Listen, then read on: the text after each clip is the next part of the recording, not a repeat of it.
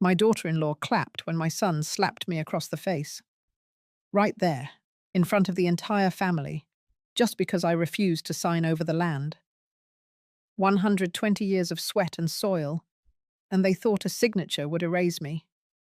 I walked out with my cheek burning and my heart calm like never before. That night, I made one quiet phone call. 72 hours later, the home they tried to steal was no longer theirs. But what came after was even more unexpected. My daughter-in-law clapped when my son slapped me, not behind closed doors, not in a quiet hallway where only a few might pretend they didn't see. No, he raised his hand and struck me in the dining room of the house I built with my own hands, in front of everyone who ever claimed to be family. Macy stood beside him and clapped like it was a performance she'd been waiting for all evening. The sound echoed against the pine walls, louder than the slap itself. There was no screaming, no breakdown, just stillness.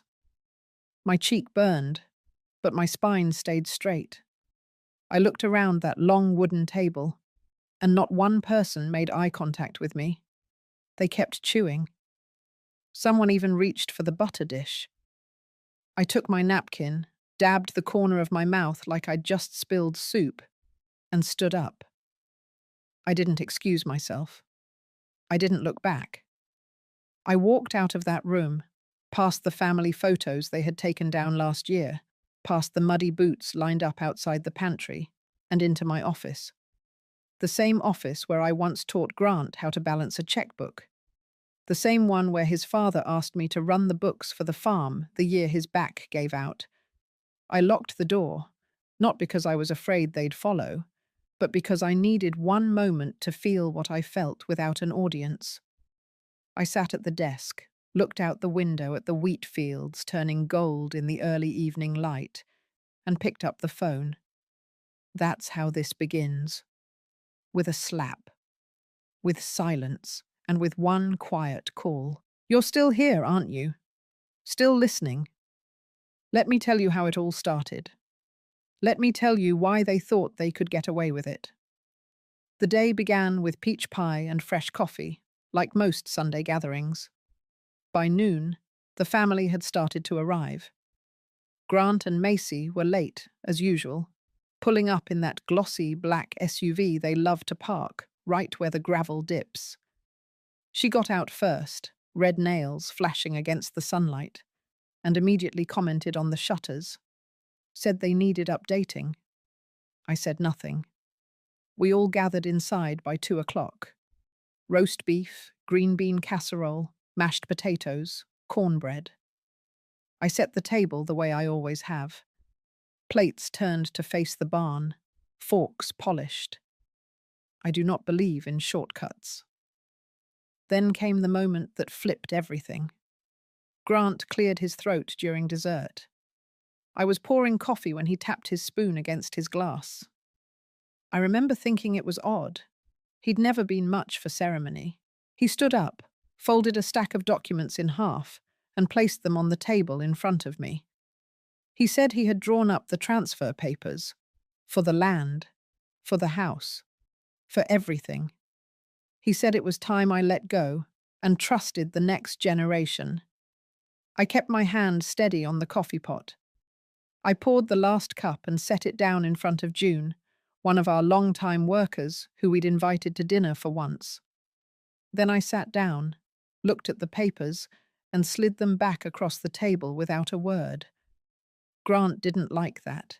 He picked up the papers, shoved them back toward me, and said I was being unreasonable, that I had promised, that the farm wouldn't survive if I didn't hand it over now. I told him calmly that I had promised no such thing, that the land had been in our family for generations and would not be used as a bailout for bad decisions. I reminded him, gently but firmly, that I still held the deed and the right to say no. That's when his hand came down. Open palm, sharp, immediate.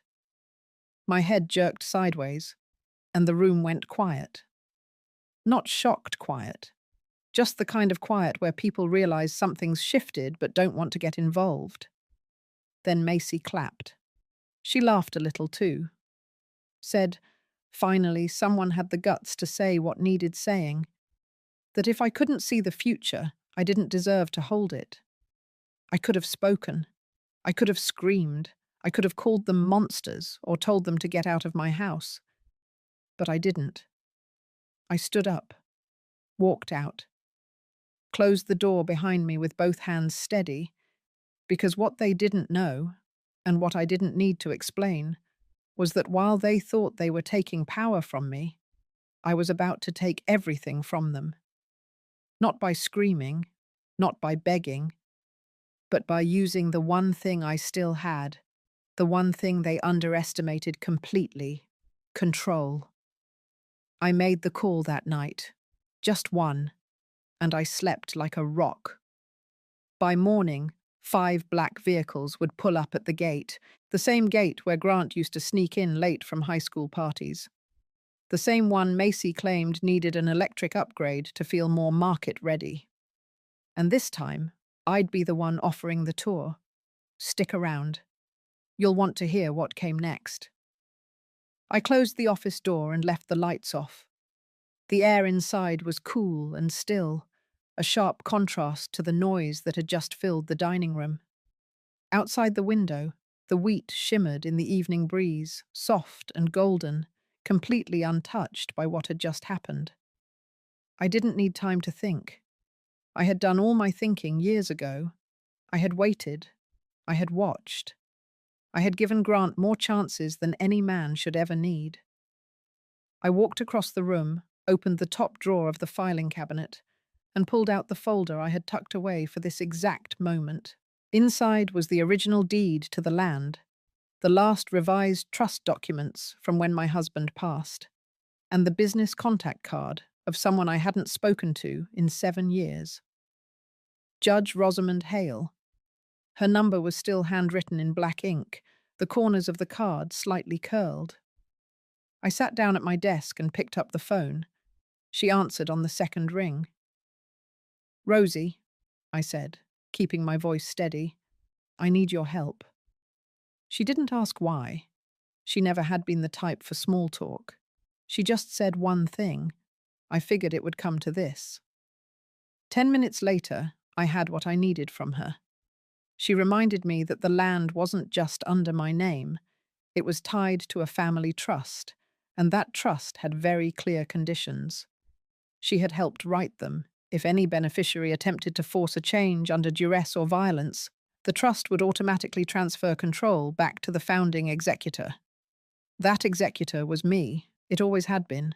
She told me to keep every document where I could see it, and to prepare for the possibility that things might escalate once they realized what I was about to do. I thanked her. Hung up. Picked up the next phone. This time I called Dallas. Amira Klein answered with a clipped tone that told me she was either in a meeting or closing a deal. But when she heard my name, her voice shifted. "Well, I'll be. Helena Whitford. I wondered when you'd call." I told her I wanted the listing up privately by midnight. I told her I wanted 5 qualified buyers. Serious ones. The type who didn't blink at 7-figure numbers and preferred discretion. She didn't ask why either. She just said she had 3 on speed dial and could line up 2 more before sunrise. She'd be here at 10 sharp, with contracts in hand and boots that wouldn't mind walking through a hayfield. When I hung up the phone, I didn't feel relief. I felt precision. I felt cold. But I wasn't angry. Not yet. Anger is loud. What I felt was clean, like a window opening after a storm. I gathered the documents into a flat leather case, locked the cabinet again, and walked back to the kitchen. No one was there. The dishes were still on the table, untouched. My coffee cup sat exactly where I had left it. The napkin from my lap lay folded, neat as ever. I didn't bother cleaning up. Instead, I walked out to the far barn. June was there, settling her boy into the small bedroom attached to the side. She saw me and froze. Her son peeked out from behind her leg, holding a toy truck. I raised a hand gently, told her everything was fine, told her she didn't need to worry, that her housing wasn't in danger, that whatever happened next would not affect her or the other workers, that I had written it into the sale conditions already. She looked like she wanted to cry, but instead she nodded. Then she did something that surprised me. She stepped forward and wrapped her arms around me, a small, quick hug, just long enough to mean something. I didn't hug back, but I placed my hand on her shoulder before I left. It was the only kind of softness I had room for that night. Back inside, I opened the bottom drawer of the old oak dresser in my bedroom. Inside was a safe box, and inside that box was the only thing I had ever truly kept from Grant. It was a letter, written by his father before he died. It was addressed to me, but the content was meant for our son. It talked about legacy, about the farm, about how land should never be taken for granted, never seen as leverage, never treated like a lifeline when someone's made a mess of their own finances.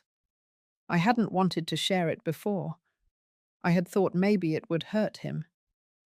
Now I realized that Grant had never been hurt by too much truth. He had been fed too many lies, mostly by himself. I put the letter on my desk. Tomorrow I'd decide whether or not to show it to him. But tonight, it would stay there, unopened. I checked the doors, turned out the lights, and walked upstairs.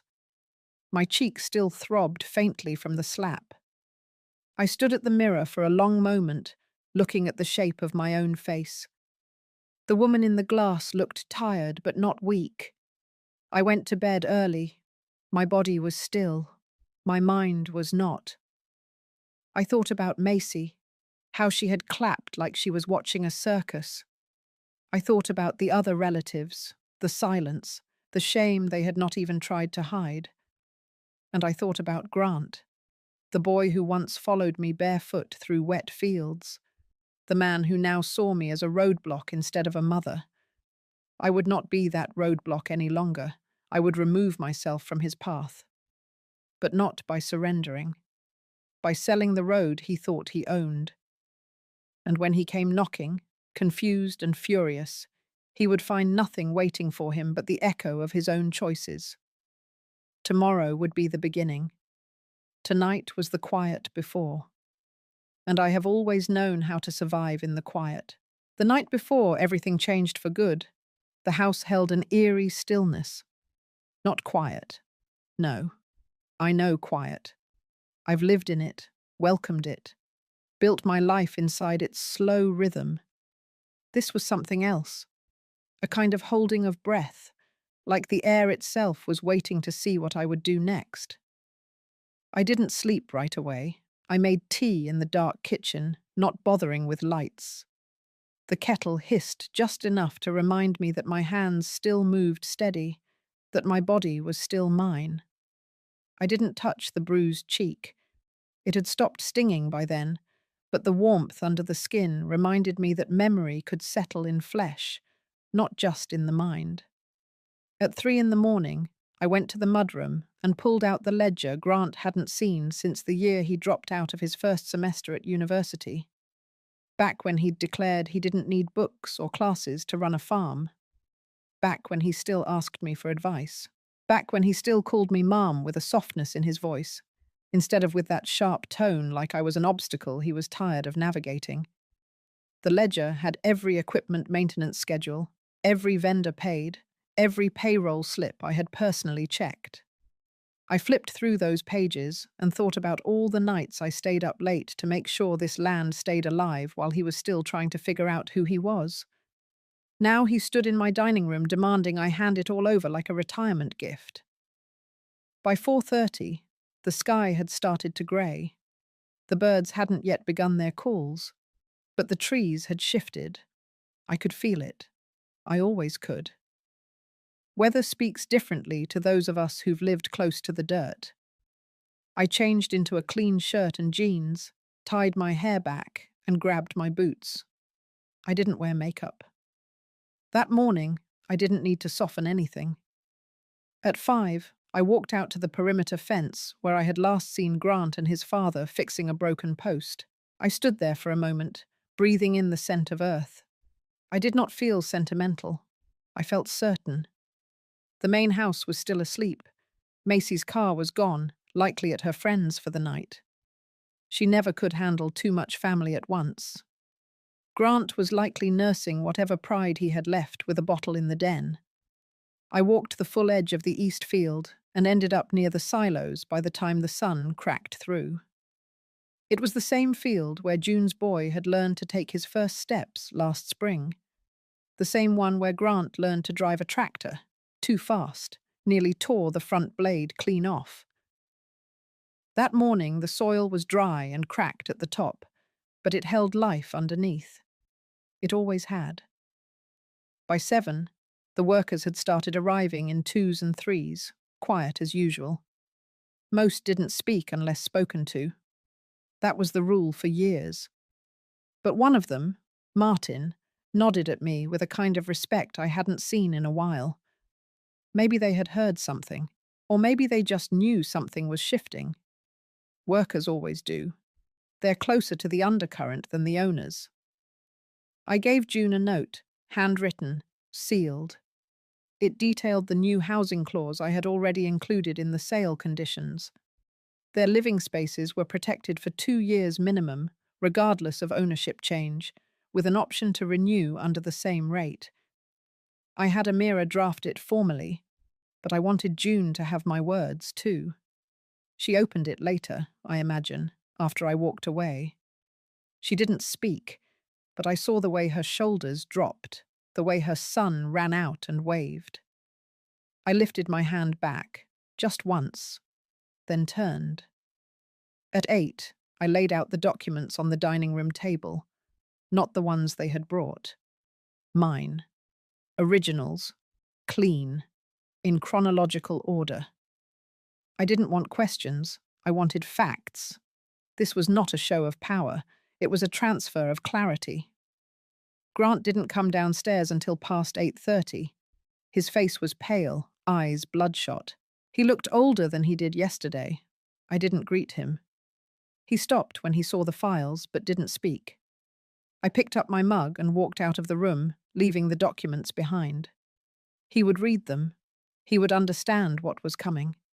But he wouldn't be able to stop it. At 9, I met Amira at the gate. She arrived early, alone first. 2 assistants followed 20 minutes later with polished shoes and clipboards. Amira didn't make small talk. She handed me a copy of the private buyer list, each one pre-vetted, each one wealthy enough to purchase without loans. I approved the list without changing a name. At 10, the SUVs arrived. 5 of them. Dark-tinted windows. No branding. No fuss. The gravel cracked beneath their tires like bones snapping clean. Grant was on the porch when the doors opened. He didn't move, didn't shout. Just stood there with his arms crossed and mouth half open like he had forgotten how to speak. I didn't look at him. I walked toward the first vehicle, greeted the lead buyer with a firm handshake, and said only one thing. Let's begin the tour. We walked the fields first. The buyers asked questions. Amira answered most. I only added details when necessary. Crop yields, rotation schedules, irrigation setups, nothing decorative. Then the machinery barn, followed by the lower pasture, the north trail, and finally the house. Grant followed at a distance for the first hour, then disappeared altogether. I didn't care where he went. He had already lost. By noon, one of the buyers asked to stay behind for a private walkthrough. He was quiet, mid-50s, soft-spoken but sharp. He nodded toward the old oak tree out front and said it reminded him of the one his grandmother used to sit under with sweet tea in the afternoons. I told him I had done the same. He smiled. That was all. At 1:30, Amira handed me a folded packet. Inside was the first offer. Full cash, no contingencies. Closing within 72 hours. I signed the intent to proceed on the spot. I turned to the empty porch, now quiet, now shadowed, and felt the weight lift. It wasn't just about land, it was about the boundary they had crossed, and the line I had just redrawn. By the time the third buyer left with Amira's assistant, the sky had begun to shift. Clouds were moving in from the west, the kind that brought wind before rain. I stood on the front steps with the offer still in my hand, not folded, not tucked away. I wanted it to be seen, not to make a point, just to make it real. Grant was nowhere in sight, but I knew he was watching. I knew he had to be. He wasn't the type to walk away. He was the type who watched from shadows, waited for angles, and called it strategy. The fourth buyer didn't ask for a tour. He simply shook my hand, made a short walk along the front field, then nodded to Amira. That was all he needed. The numbers, the soil, the yield projections. Everything else was already settled before he ever stepped out of the car. By mid-afternoon, the paperwork had doubled. 3 serious offers, 1 soft verbal, and the fifth buyer already requesting contract review through his attorney. Amira moved through it all like a storm on schedule, efficient and exact. She had no use for hesitation. Neither did I. I had asked for 72 hours. We were about to close in half that time. At 4, I received a call from Rosamond. She kept it brief. Said she had followed up on the trust documents, confirmed my full authority under the amended executor clause. But more than that, she had also flagged something else. It wasn't just the land title or the attempted coercion. It was the documents Grant had tried to slide across the table, the ones from the night of the slap. She had seen them, and she noticed something odd. The notary stamp. It didn't match the registration on file. The signature, too, was off. Too clean. Too smooth. She said she was pulling previous loan records just to be sure, but warned me gently. If Grant had submitted forged documents under my name, the fallout would go beyond this sale. I thanked her, told her I had expected something like this, told her I wasn't surprised. The only surprise was how predictable it had become. At 5, Sloane Becker arrived. She didn't announce herself, just stepped out of a dusty sedan, camera bag slung across one shoulder, phone already in hand. Her face looked curious, not invasive. She nodded once toward the house, then to the buyer's vehicles still lined along the gravel. I didn't wave her off. She didn't ask for a statement. Instead, she said she had been sent the video. Someone at the table. Probably one of the younger cousins. Probably someone who hadn't expected what would happen next. The clip showed the moment of the slap. Clear, sound crisp, faces unmistakable, then Macy's clapping, her laughter, the hush that followed. Sloane said she was running the piece for the local paper, but likely it would go wider, regional at least, maybe national, depending on who picked it up. She had already reached out for background. A few people in town had filled in the blanks. Grant's name, his attempt to restructure loans through the farm's equity, his silence after the incident, his absence that morning. I nodded. I didn't ask her to hold the story. She paused before she left. Said she didn't often see stories like this unfold in real time. Said it felt like the end of something, but also like the start of a reckoning. She didn't ask how I felt. That was a mercy I didn't take lightly. At 6, I stepped back inside. The house smelled like dust and wood polish. Familiar. Still. I walked into the kitchen. The coffee from the morning still sat half full in the pot. I poured a cup, took it black, and sat down at the table. Grant walked in 20 minutes later. His eyes were bloodshot. No words. He looked at the papers, the offers, the contracts. He looked at me. Then he turned around and walked out. He didn't slam the door. He didn't speak. That silence was louder than anything he had ever said to me. At 7, Macy arrived in a different car than usual. Something borrowed. Something older. She came in through the back, her heels too loud against the tile. She saw the documents, the empty living room, the way the light had faded from the windows. She didn't touch anything, but she said one word before she turned to leave. Already. I didn't respond. She left the way she came, fast and stiff. At 8, I called Amira, told her to initiate the full close. We wouldn't wait for 72 hours. 48 would do. Amira agreed, said she'd send the final signatures through encrypted doc chain by morning. I went upstairs, changed out of the clothes I'd worn all day, and sat by the window. Outside, the trucks began to disappear. Only one buyer remained, speaking quietly with her assistant. The house felt lighter, not empty, just less weighted. At 9, Rosamond called again. She had spoken to the county clerk. There was a loan, submitted 2 years ago in both my name and Grant's, but I had never signed it. The clerk faxed over the scanned page. The signature looked like mine. Almost perfectly. Almost. But it wasn't. And now that the trust was changing hands and the farm being sold, that loan would trigger a deeper audit, which meant Grant would have to answer questions. And likely so would Macy. Rosamond said we didn't have to press charges, but we wouldn't need to. The bank would do what banks always do, protect their money. By 10, I turned off the lights. The house, for the first time in years, felt mine again.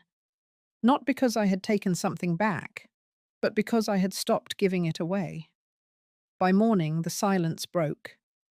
I was standing in the garden when I heard the first knock, not on the door, but on the fence. The sound of knuckles on wood. Hesitant, but steady. I didn't go to answer. I knew who it was. I also knew why. Instead, I walked to the corner of the porch, took my seat on the old wicker chair, and waited. It wasn't long before I saw Grant. Not walking toward me, but pacing back and forth along the driveway. He wasn't looking for conversation. He was watching the road, watching the gate, watching for cars that used to belong to us but no longer did. He looked like a man standing in front of something that used to be his, and he looked like he finally realized it no longer was. Around 8:30, the phones began to ring. June came out first, holding hers with both hands, eyes wide. She didn't speak, but she held the screen out to me. Local news, video clip, a still frame of the slap, frozen in the worst possible moment. My face turned, Grant's arm halfway through the swing, Macy blurred behind him mid-clap. The headline was simple. Local matriarch assaulted in inheritance dispute. I took the phone, looked at it for a full 10 seconds, and handed it back. No comment. No shock. I had felt it coming for days.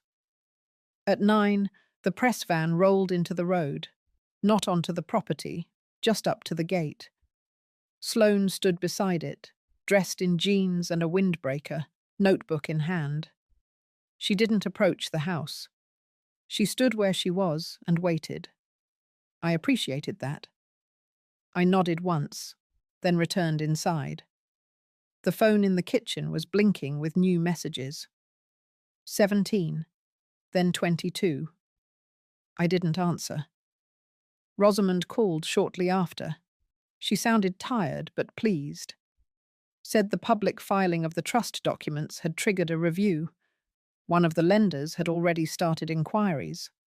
The fake signature on the joint loan would be flagged within the week. It wasn't just a slap anymore.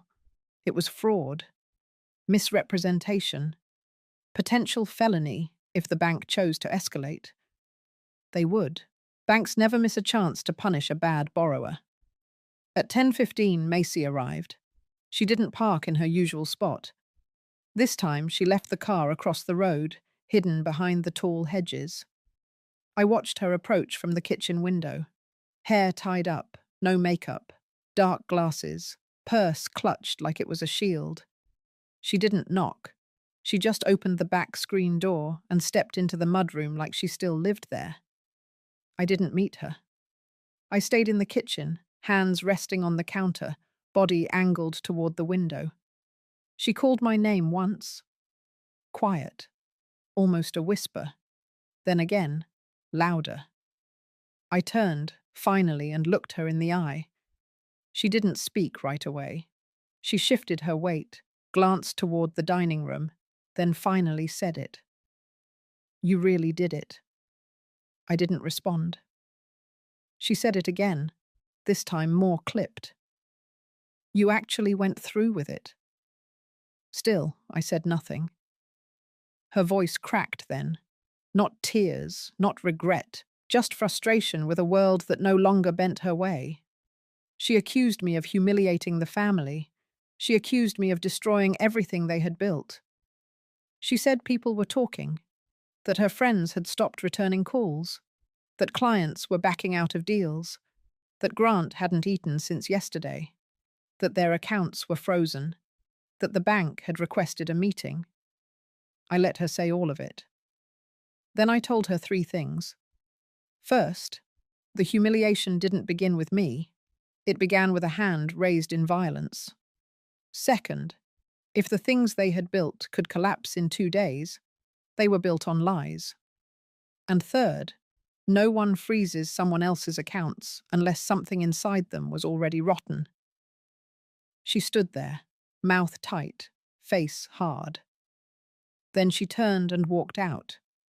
Quiet this time. The screen door slammed behind her without a hand to guide it. By noon, the sheriff's office called. Routine inquiry, they said, just following up on a report filed after the video surfaced. I told them I'd be happy to speak, but only in the presence of counsel. That seemed to satisfy them. At 1:30, Rosamond called again, this time with a different tone. The forged loan application had been used to secure additional collateral. Property not yet transferred, but listed in Grant's name. A lakeside cabin, bought with funds withdrawn from the shared farm account. That account had been frozen the night before. The new buyer of the farm had submitted documentation through escrow showing the account activity. That documentation had now entered evidence. Rosamond said the timeline was accelerating. Grant would be contacted formally within 72 hours. I went upstairs and opened the guest room closet.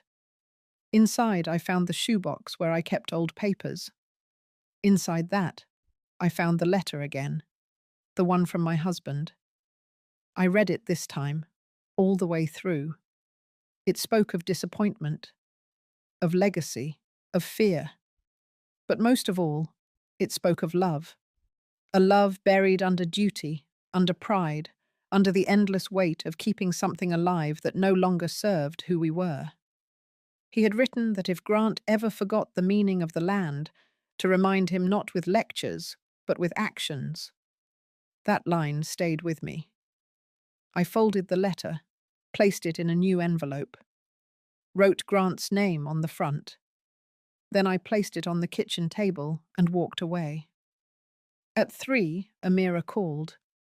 All final documents had been signed, wire transfers initiated, full payment received, farm legally transferred. She asked if I wanted a hard copy delivered. I said yes. The property would belong to someone else by midnight. The house, the fields, the barns, the equipment. Everything. Everything but the memory of it. That I would keep. And I would carry it clean. It was just past 10 when the wind shifted. I had been sitting in the back room, the one that used to be the sewing room before I gave away the last of the fabric. The light from the porch barely touched the windows, but I could see the outline of the oak tree swaying slowly in the dark. It had always creaked when the wind picked up, but that night it sounded more like breathing. I didn't stand. I didn't move toward the door. I just waited. By then, I knew the rhythm of his footsteps. Heavy, impatient, 2 strides faster than necessary. Grant had never known how to walk into a moment quietly. He always came in like he was owed the room. The door didn't knock. It didn't creak. It opened hard, all at once. Then it stood there, wide, letting the night spill in. He stood at the threshold, soaked from the drizzle, hair flat against his forehead, shirt clinging to his chest. He looked older than 2 days ago, not in the way that comes from time, but in the way that comes from consequence. He didn't speak at first. Neither did I. He stepped in, slow now, slower than I'd ever seen him move, like the air inside the house had changed its weight, like something about the place no longer belonged to him, and he could feel it down in his ribs. I rose, finally, and walked into the kitchen. The envelope was still on the table, right where I'd left it. The letter inside, folded neatly. I didn't pick it up. I didn't hand it to him. I simply sat in the same chair I'd always taken, the one nearest the window, and waited again. Grant followed. He took the chair opposite mine, across from the envelope, and sat without asking. When he finally spoke, his voice was hoarse. He didn't say he was sorry. He didn't ask why. He just said one sentence. "You really sold it." I nodded once. He leaned back, hand rubbing his jaw like he was holding something in. His eyes drifted toward the letter, then away again. He said he had seen the bank notice, that the loan had been flagged, that the meeting had been cancelled, that the cabin was frozen. He said he had spoken to Macy, but she wasn't coming back. Said she had taken the car and a suitcase and gone to her sister's. He didn't know where else she might go. I listened. I didn't interrupt. Not once. Then he asked, almost under his breath, how long I had planned it. I told him the truth. I hadn't planned it until he slapped me. He flinched, not because of the words, but because of the way they landed. That's when he finally looked at me, full in the face.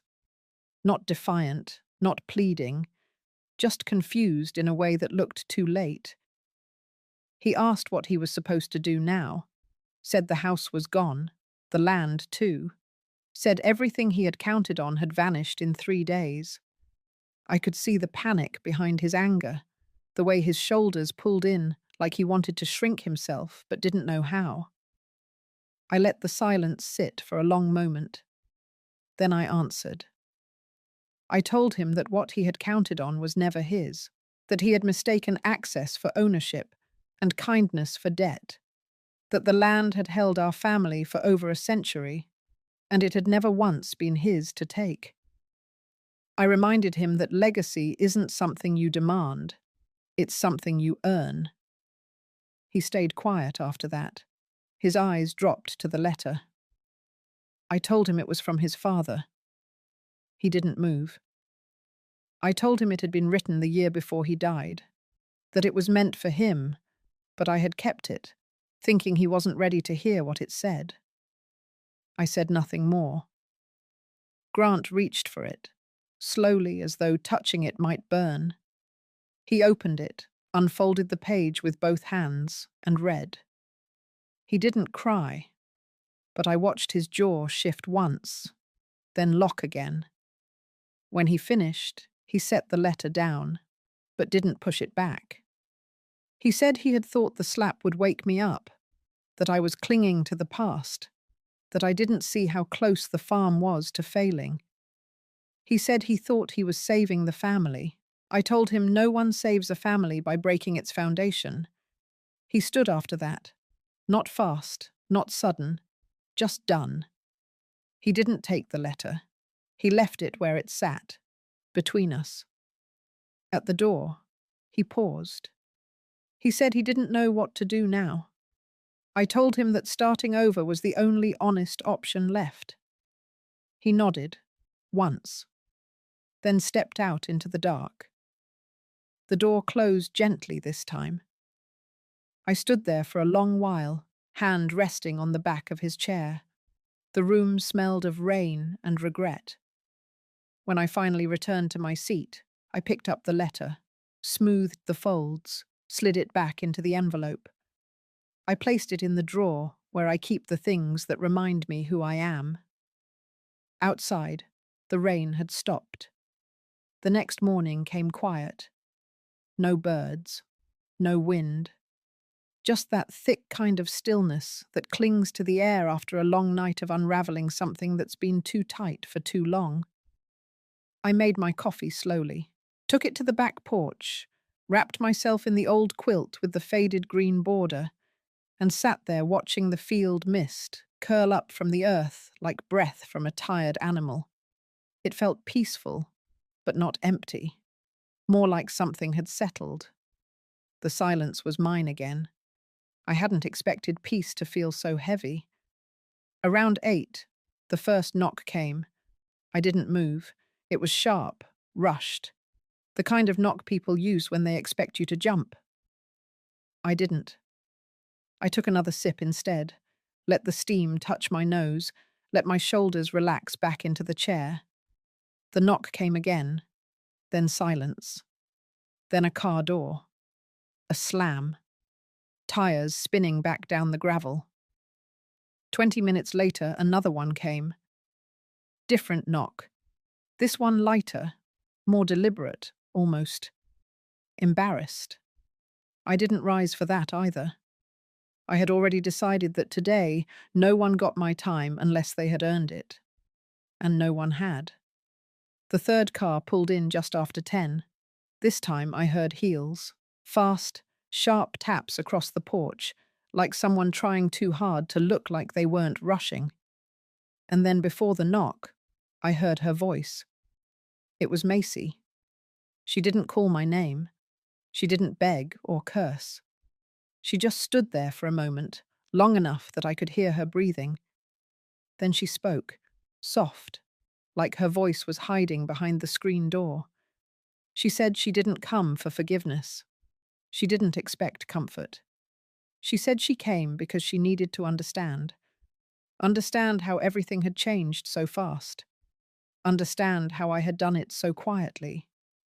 Understand why Grant had walked out of the house last night, with nothing but his keys and a paper in his hand. I stayed quiet. Still. Unmoving.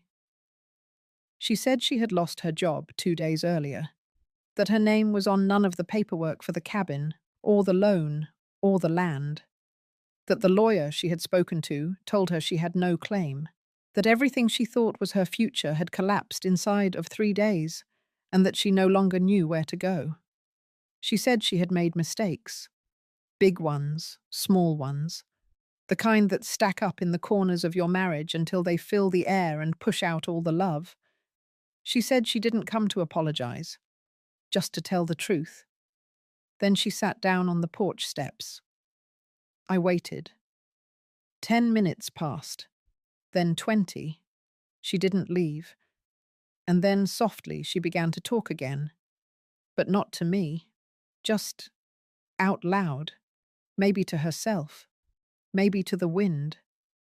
She talked about her father, how he always told her the fastest way to power was to marry it, how she thought love would be easier if it came packaged with comfort, how Grant had seemed like the golden ticket, family land, legacy, a future guaranteed. She said she hadn't understood then that real legacy doesn't come in acres or checks. It comes in choices, in what you protect and what you betray. She said she betrayed too much.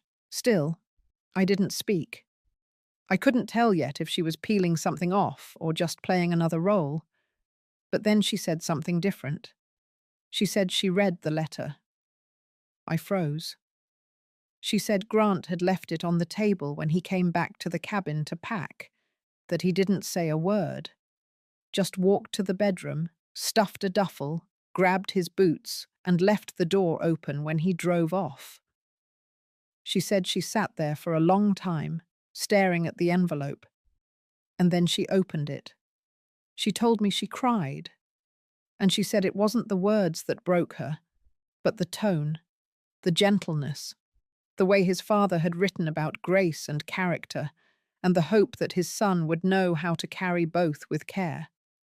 She said she realized she had never heard Grant speak like that, and it scared her, because it meant there was a part of him she had never touched.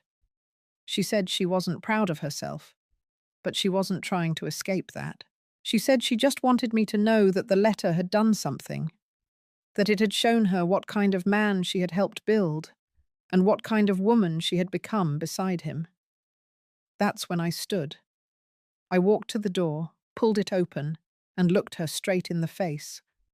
Her eyes were tired, no makeup, hair knotted behind her head, hands clenched in her lap. I told her I wasn't angry anymore. She blinked. I said I had been, deeply, but that now the anger had burned off and left something else in its place, something cleaner, still sharp but not poisonous.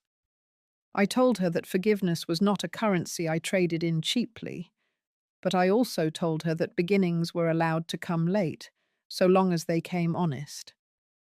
She nodded. I told her not to come here looking for shelter, not for comfort or soft hands.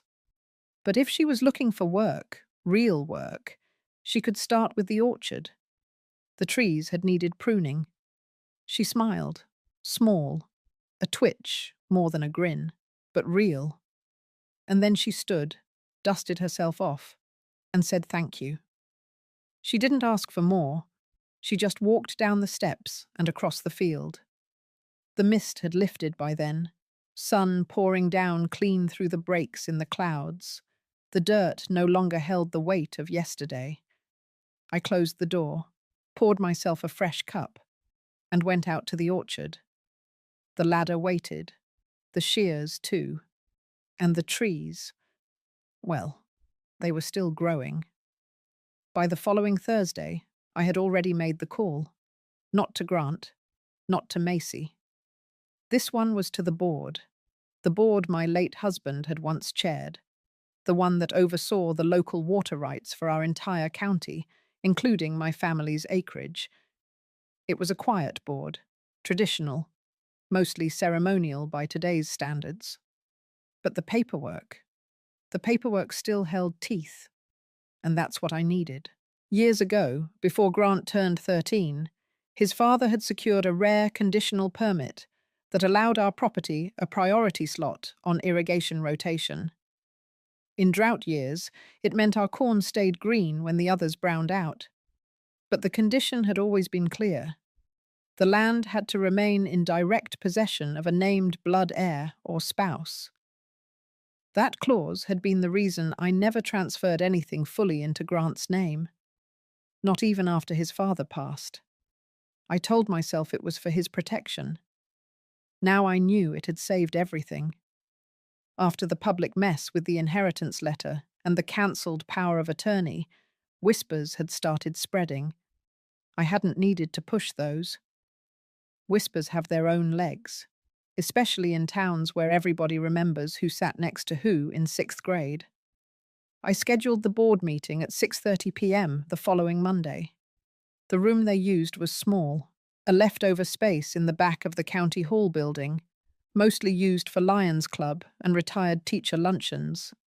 Fluorescent lights, metal folding chairs, a long folding table with water bottles and a bowl of peppermints in the center. When I walked in, 3 board members were already seated. By 6:35, all 7 were present. At 6:37, I began. I told them plainly, my son had attempted to shift control of the land through manipulative means. He had gone behind my back with forged forms, pressured an ailing notary, and tried to register documents that no longer reflected my wishes.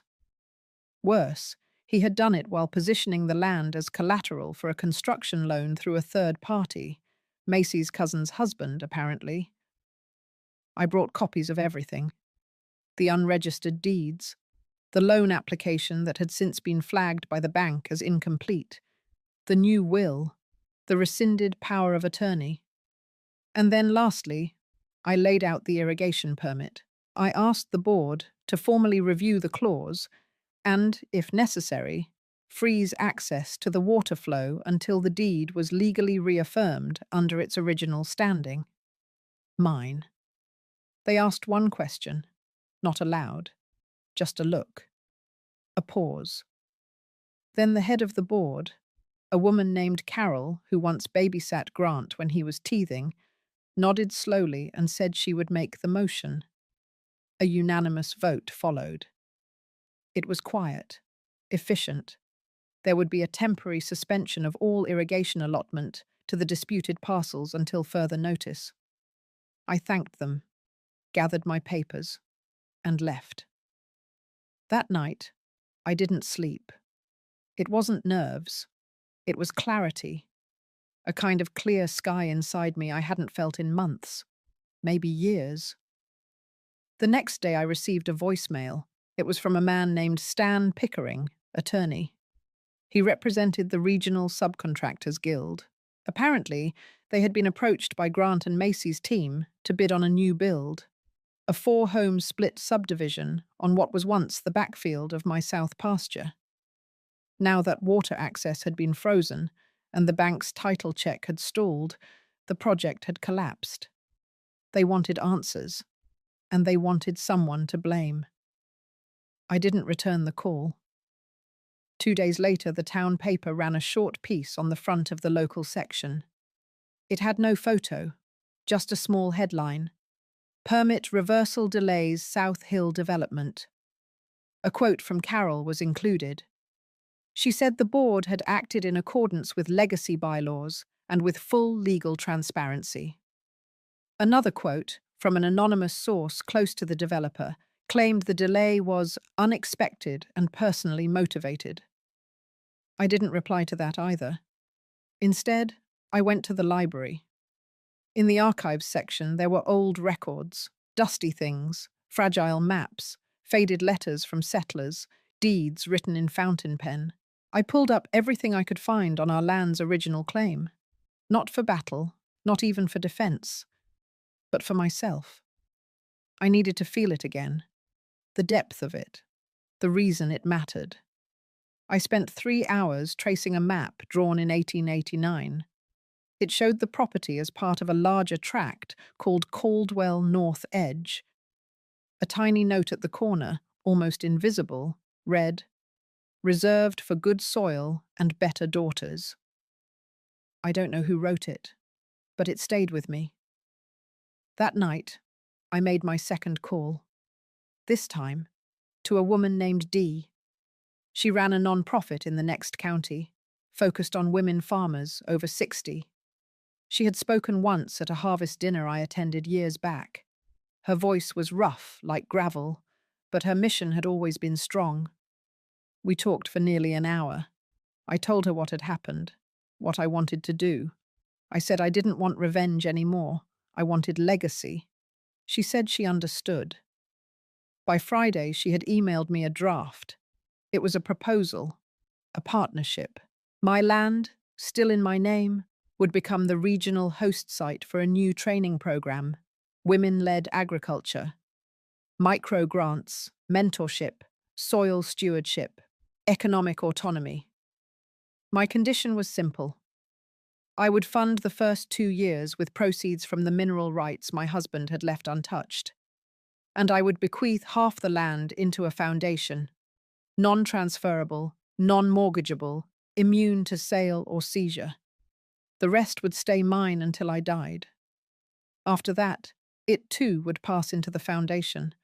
There would be no nameplates, no family seals, just fruit, soil, shade, something real. I signed the papers the next Monday, alone, at my kitchen table. Then I took them into town and handed them to Dee in person. She cried. I didn't. I had already shed what I needed. That night, I walked the edge of the orchard. The moon was low.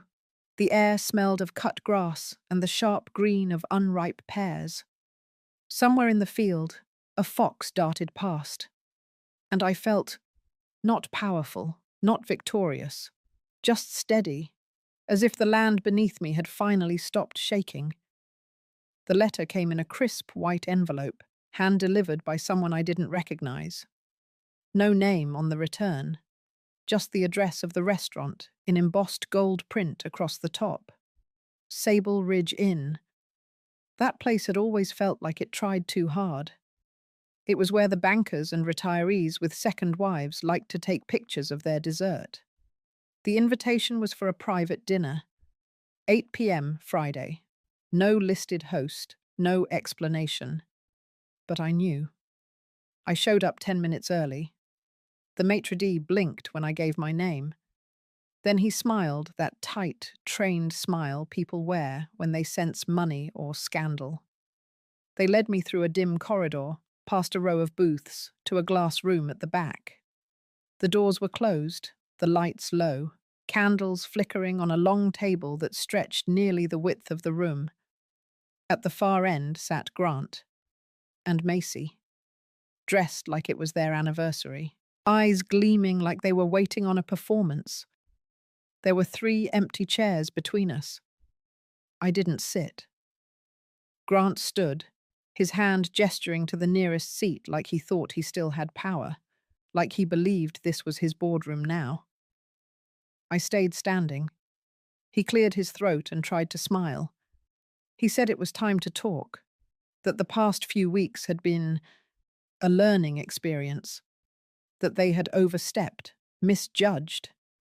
He said he had consulted with a new advisor, someone more familiar with generational estates and rural trusts, that the situation was salvageable, that he was willing to make amends, that they were willing to offer me a structured agreement. I almost laughed. Macy leaned in, her tones syrupy, like she was explaining a gift basket.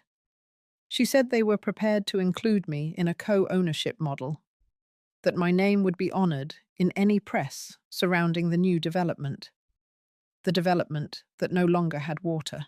The development the bank had quietly walked away from. The development I now legally blocked. I looked at them for a long moment, studied the sheen on Macy's nails, the twitch just behind Grant's jawline. I said nothing, just took a step back. Grant's voice rose slightly. He said this was my chance. He said I could still leave something behind, that I didn't want to be remembered as bitter. He used that word. Bitter. And something in me clicked. Not in anger, not in pain, in stillness. I finally sat, folded my hands, and spoke clearly.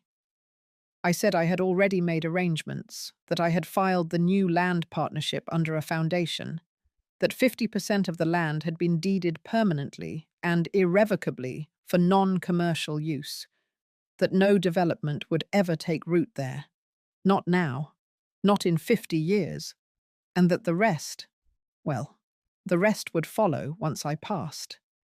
Grant blinked, just once, like he hadn't heard right. Macy inhaled sharply. I kept going. I said I had also filed a formal notice of misrepresentation and attempted deed fraud to the county registrar, that they would be contacted shortly. Not for charges, just for an inquiry. That's all it would take. That and the rumor of it. They sat there, stone still. I stood up. I told them they had already taken enough. My peace, my patience, my name. They would not take my land. I walked to the door, but before I opened it, I paused and said the last thing I would ever say to them together. Not loud, not angry, just final. I said, "This is the last table you ever get to invite me to." Then I walked out.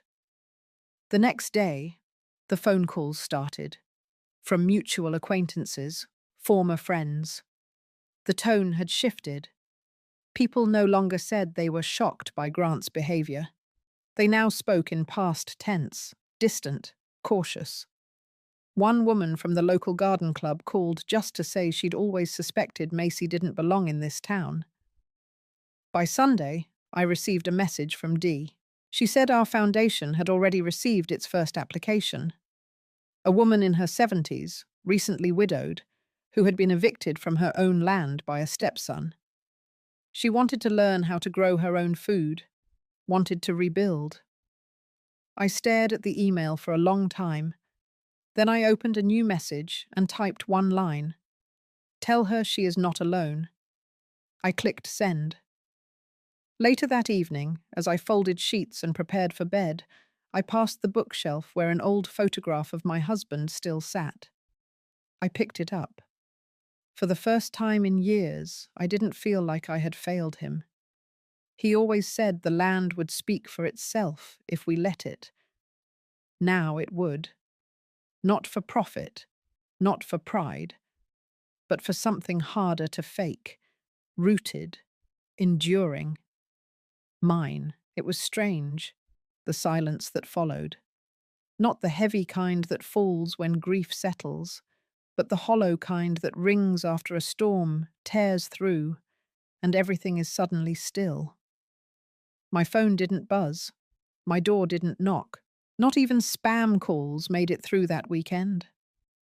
I sat in my kitchen, the one with the old pine cabinets and mismatched chairs. The chair across from me had a cushion worn thin. That was the one my husband used to sit in. He always leaned back too far, and I'd scold him like a fool would think it mattered. But these days, I found myself tugging it closer. I didn't like empty spaces anymore. There was coffee in the pot. Too much for one. I poured it anyway and left the second cup to cool. I didn't need to do anything. That was the first shift. For months, maybe longer, I had been reacting. Dodging, shielding, calculating. Now the counterattack had landed, and Grant and Macy had vanished from view like smoke after a burn. There were whispers in town about the development project freezing, investors backing out, an article in the Regional Business Digest about asset retraction due to legal ambiguity. Legal ambiguity. That was a polite way to say they got caught with their hand in a trust they didn't own. I didn't cheer. I didn't toast. I didn't gloat. The victory wasn't loud. It was just quiet enough for me to sleep through the night. That Tuesday, I received a letter. It wasn't from Grant or Macy.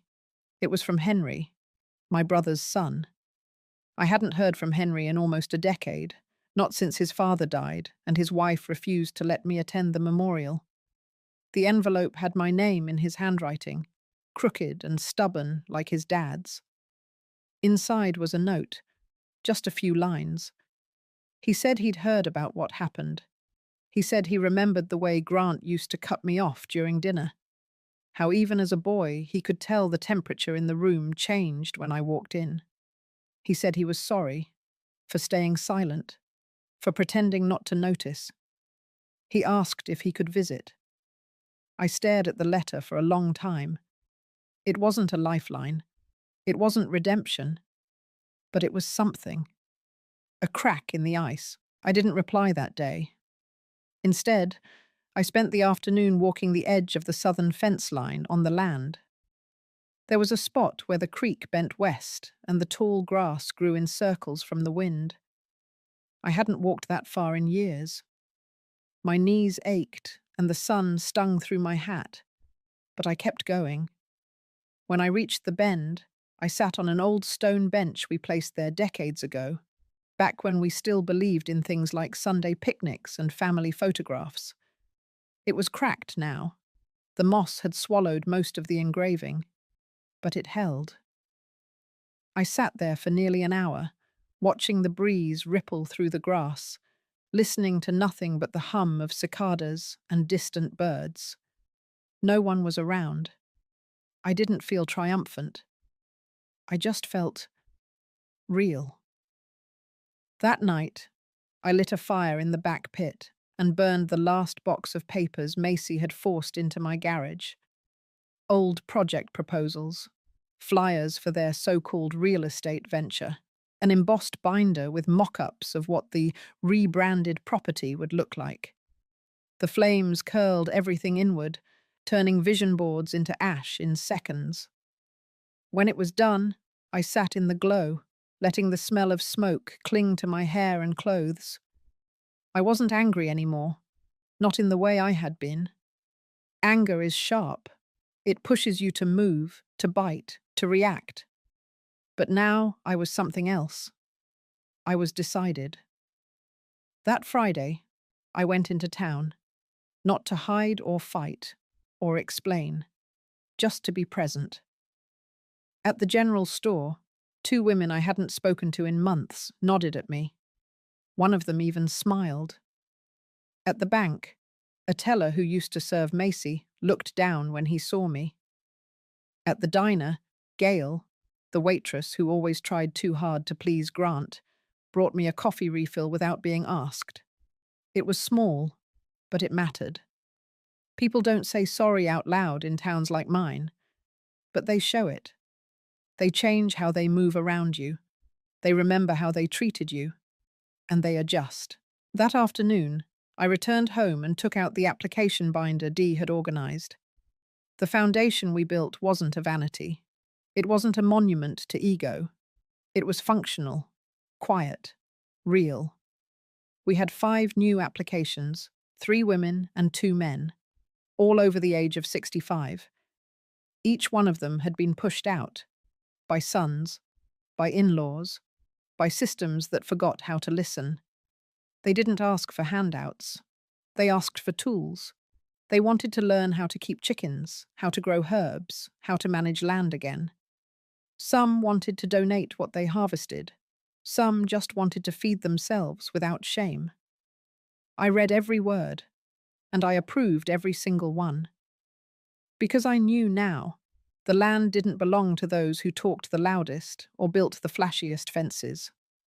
It belonged to those who stayed when the fire died out, those who planted again, and again, and again. That night, I sat by the window in my living room, the one that looked out over the east pasture. The stars came early in September. No clouds, just a velvet sky and the hint of something better. Not revenge, not applause, just quiet. And for the first time in a long, long while, I let myself rest. I was rinsing the herbs in the sink when I heard it. Tires on gravel, not fast, not aggressive, but hesitant, almost unsure if they should continue down the path at all. I didn't check immediately. I let the sound come to me like everything else had lately. When the knock finally came, it was faint. I dried my hands slowly. No panic, no curiosity. Just a calm knowing that the story wasn't done yet. When I opened the door, I saw him. Grant, standing on my porch in a navy jacket he hadn't buttoned, hair longer than usual, and face drawn tight. Behind him, Macy sat in the passenger seat, eyes shielded by large sunglasses even though it was cloudy. He didn't speak right away. He didn't have to. His whole posture had changed, shoulders slightly hunched, chin dipped lower, hands wrung together. It was the posture of a man who no longer believed he was invincible. I didn't invite him in. Instead, I stepped outside, pulling the door softly behind me. He tried a smile. It didn't reach anywhere near his eyes.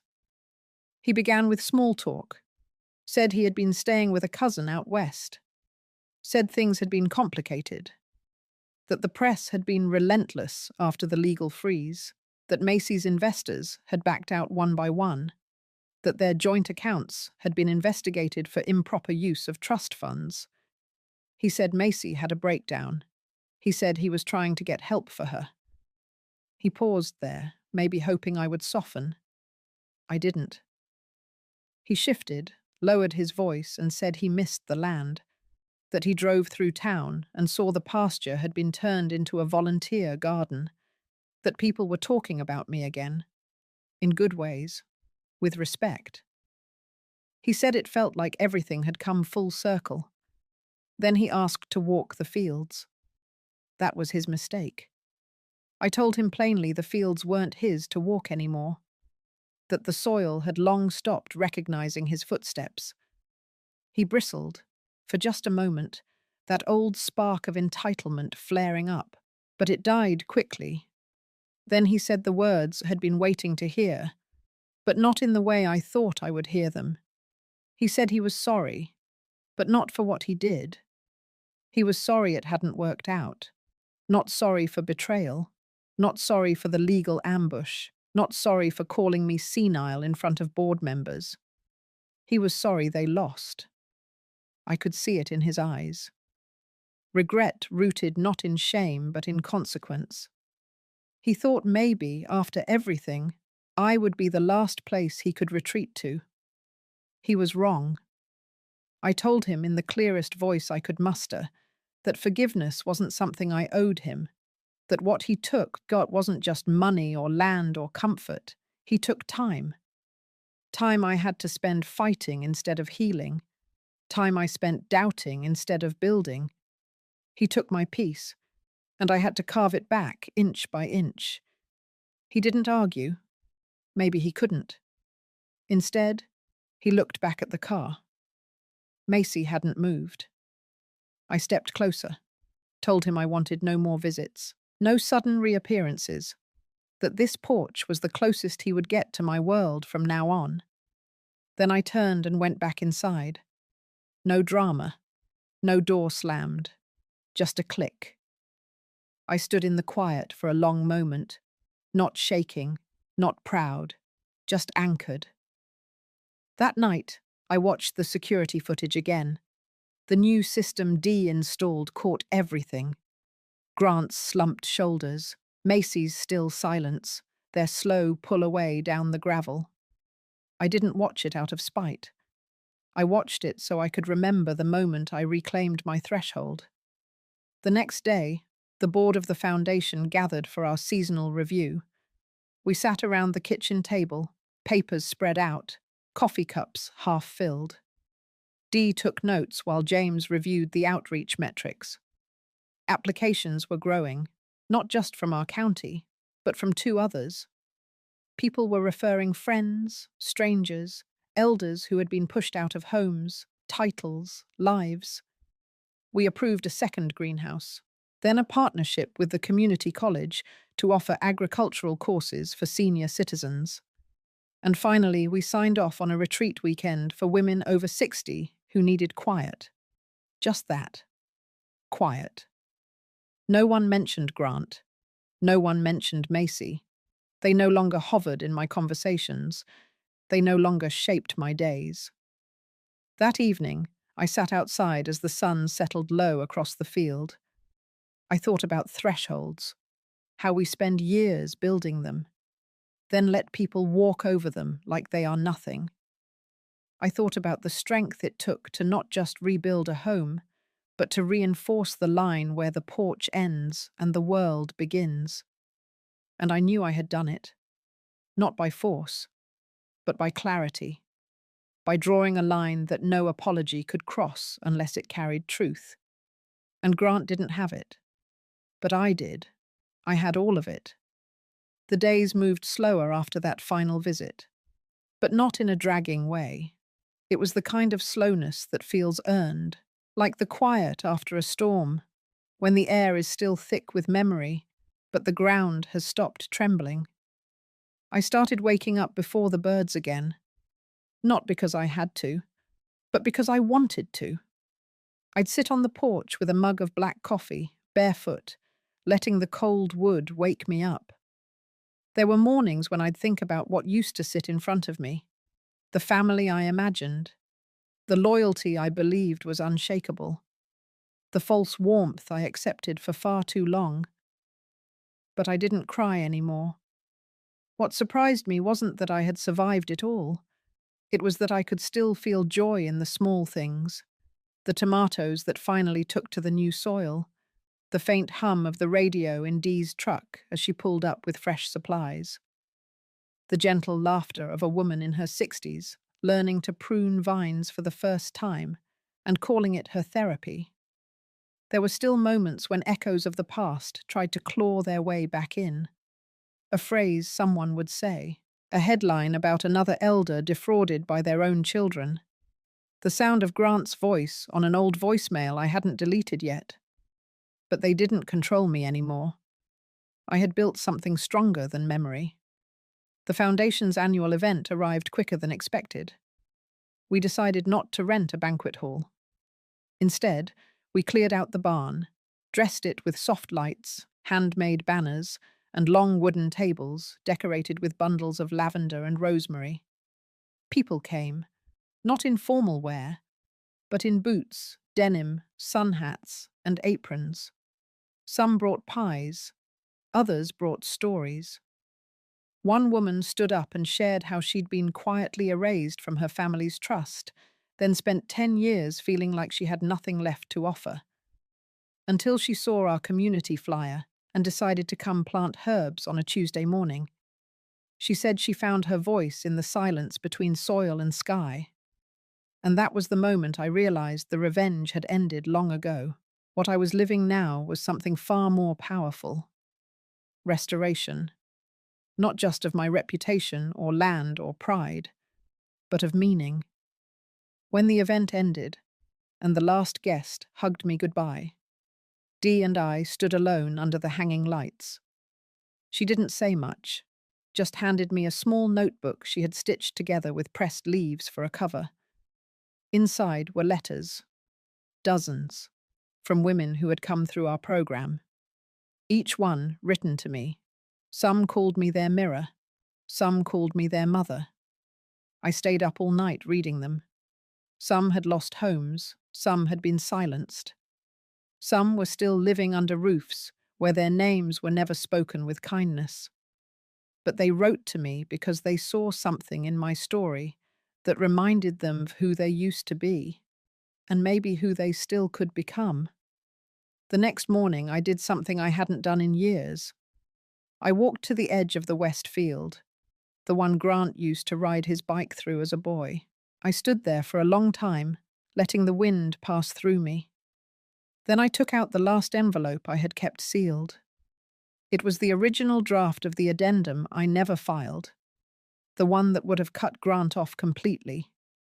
I tore it in half, then again, and again, until it fluttered into the soil like ash.